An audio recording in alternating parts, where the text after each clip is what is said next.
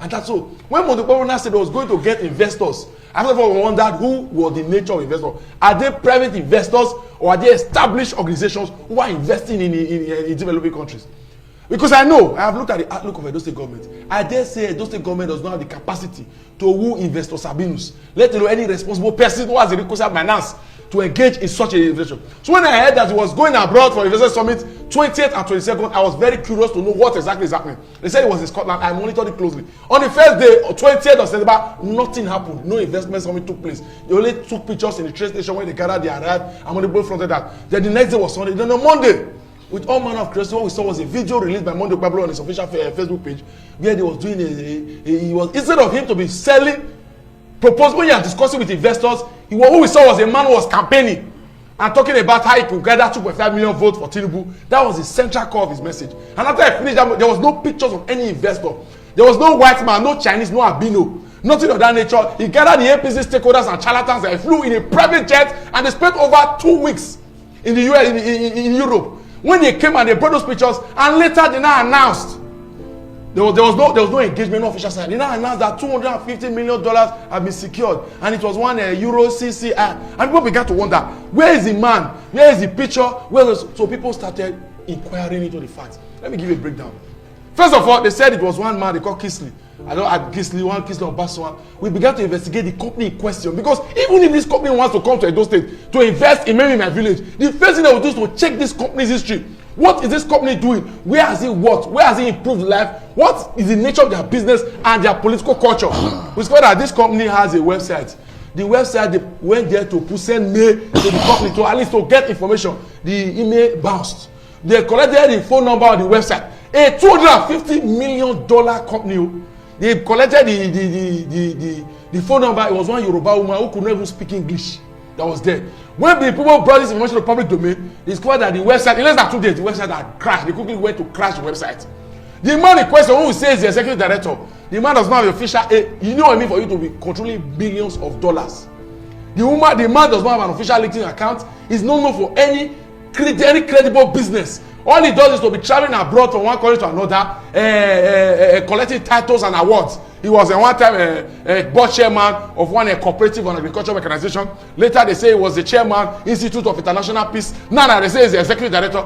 I have called people to ask who exactly is this, because he's a Benin man. They say the man can be best described as a native doctor who does frivolous crimes abroad. He had done similar ones in United States of America, where he was almost catch and he flew away. He can't go to USA. The same man, they said, wants to give Edo State $250 million. And I dare say the man was so irresponsible that he could not attend the investment summit.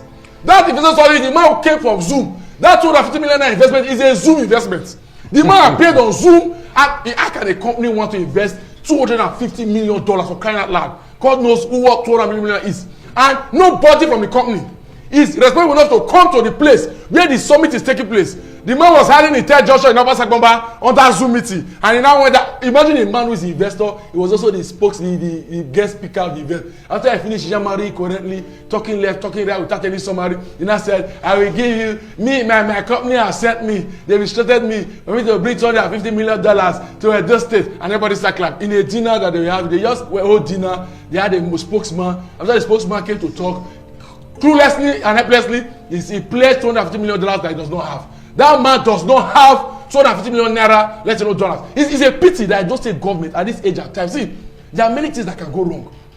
Before I entered into government, I was a development worker. I've worked as officer, advocacy officer. I have done development, as freelance and development officer. I went into government as special advisor to Godwin Obaseki. I have advised a man as critical as Obaseki. He appointed me not on political consideration, based on competence and character. After that, I put you now. I'm doing a program it's a World Bank sponsored program on development.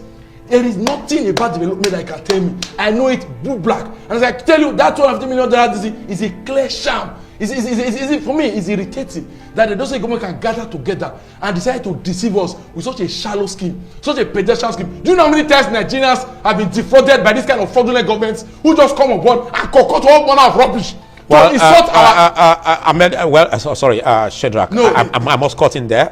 You must be no, very, very civil in your presentation. This took place over 8 days. You can't say the state government is a fraudulent government. You can't say that. Okay, is it a fraudulent government? Okay, this their investment is a fraudulent investment. Because you can't say that because you don't even have the statistics, and it shouldn't be said of you.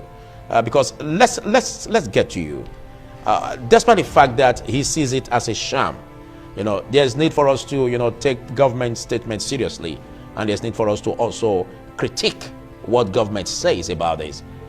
How do you defend the fact that he said this deal is a sham? Mr. Philip, you see, in this platform, there's an NBC code that is guiding us, and there are words in quotes you cannot use. There are words in quotes you cannot use to describe a government, a personality, or issues. You see, let me tell you, those who live in glass house, they don't throw stone. Because when you throw stone, you don't know what will happen. Yeah, but I want you to be objective. Just go straight. Of course, because you see, he said this Zoom investment is a sham. You see, that is how can you defend the government of the day? Because we are about this. That is his own opinion. You see, the role of opposition in politics, in consonance with global best practice, is opposition. They are made for constructive criticisms. But it's very, very on the contrary what we see in Nigeria today. When you are in power, you work for your principle. When you are not in power, you strategize to work ahead of time so that you can reorganize your party.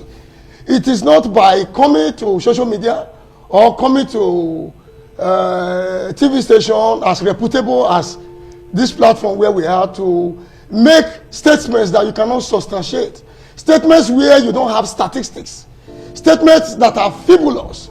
It's an aberration, it's uncalled for a personality of my colleague and my brother and my co-discussant here to make such statement that Edo State government is a frivolous government, is a Zoom investment or whatever. It's a by and large. You are even rubbing it in the more. Because I expect you to talk about defend the state government on that investment. How tangible is that investment? Because he made some critical analysis which demands some scrutiny, and I was expecting you to talk about the fact that the investment is tangible and produce some evidence. See, let me tell you, Mr. Philip, you see, by the grace of God, even before signing MOU, this present administration has been able to win the marks of the electorate in terms of critical investment, in terms of human capital development, in terms of infrastructural programs and policies that are not what elephant projects, not projection that Edo will be like Johannesburg in 2030, Edo will be like Singapore in 2050, as it were. Today, you can see Edo, most of infrastructure and most of sectors that were being comatose in Edo is working again. And this investment drive, this MOU that was signed is an MOU where developmental partners, Edo State government, went abroad to woo them with about $250 million.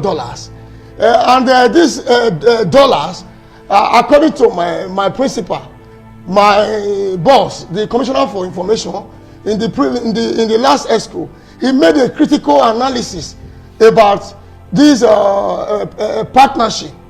It has to do with today. If you look at Edo State, if you look at this year budget, you will see what was accruable to agriculture. This is a government that is responsible, a government that is people-centric, a government that have what it takes to take Edo into political Eldorado. All right. By and large, I'm not true. You will see today, if you go to a central admin government house, Edo State government has procured mechanized agricultural implements that we are going to use in three central districts. But the question is about this investment that he alleges as Zoom investment. Good. Yeah, because $250 million, it's expected that we should see, clips, we should see meetings, that brought about that development. But